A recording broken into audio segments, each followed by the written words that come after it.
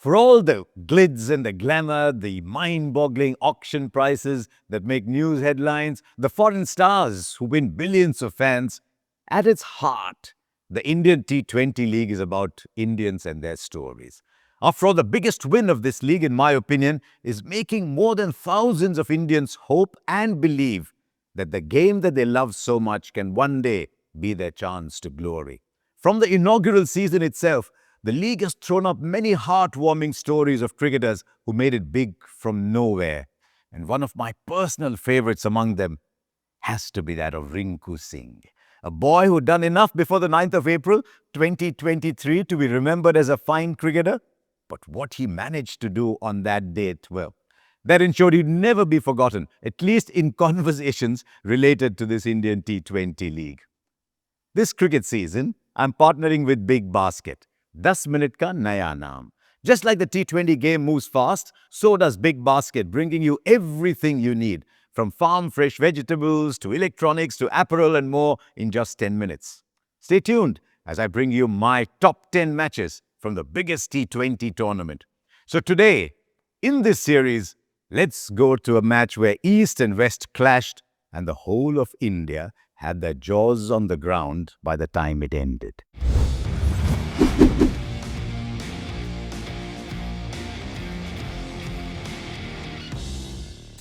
Gujarat versus Kolkata isn't one of the biggest rivalries of the Indian T20 League, certainly not yet.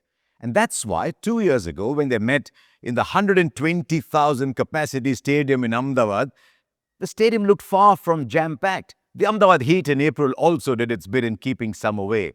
I'm talking about the fans who stayed away and the fans who made it to the stadium, specifically because those who did watch the match from the stadium saw something they would never forget to mention at any of those parties they go to. It didn't start off like that, though. In fact, it started rather innocuously, with Shubman Gill and Riddhiman Saha putting on a rather sedate opening partnership before young Sai Sudarshan gave some momentum to the innings. It still needed a flurry of sixes from Vijay Shankar to take the score beyond 200 and give Kolkata a pretty imposing target of 205.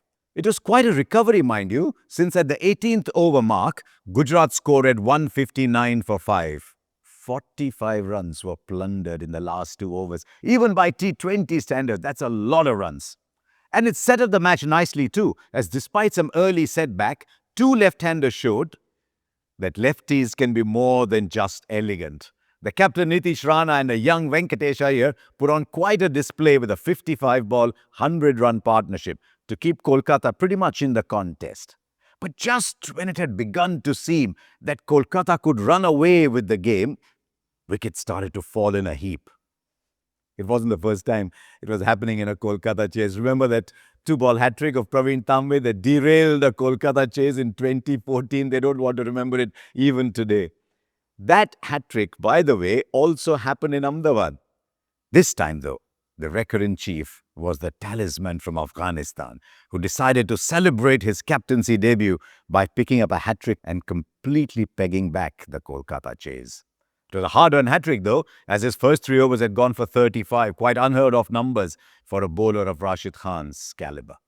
Now, while all this is happening, the hat-trick, the celebrations, the change of momentum, standing at the other end is Rinku Singh.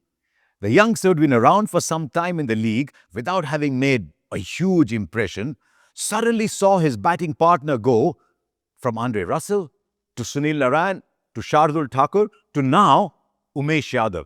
The required rate was touching 16. It crept to 21 in the next over and finally 29. Yes, that's how many runs Kolkata needed when Umesh Yadav took guard against Yash Dayal, with the win probability reading 1.29% for Kolkata. A single from Umesh, a good result as it turned out, made it 28 from 5. Now it's possible only with 5 sixes if there are no extras. Pretty sure there must have been some who left the stadium by now. But picture this. What had happened only 17 times in the 235 deliveries of this match happened 5 times in the next 5. 5 sixes of 5 balls. And in a matter of those 5 balls, Rinku Singh, the boy from Aligarh, the Aligarh Badshah, as he came to be known after that, someone who'd chosen to pursue his passion very early in his life and had almost done the impossible by making it so far in his career, despite the humblest of beginnings, did the impossible on the pitch that day. And in 5 balls, he transcended from just another Indian player to play in the league to the Rinku Singh, a name that's never going to be not mentioned whenever they talk about the Indian in the Indian T20 league. 10 minutes, Andre. Boys, big basket. 10 minutes, Andre, big basket. 10 minutes, Andre, big basket. Big Basket, delivering in 10 minutes. So thank you for watching and do subscribe to this channel.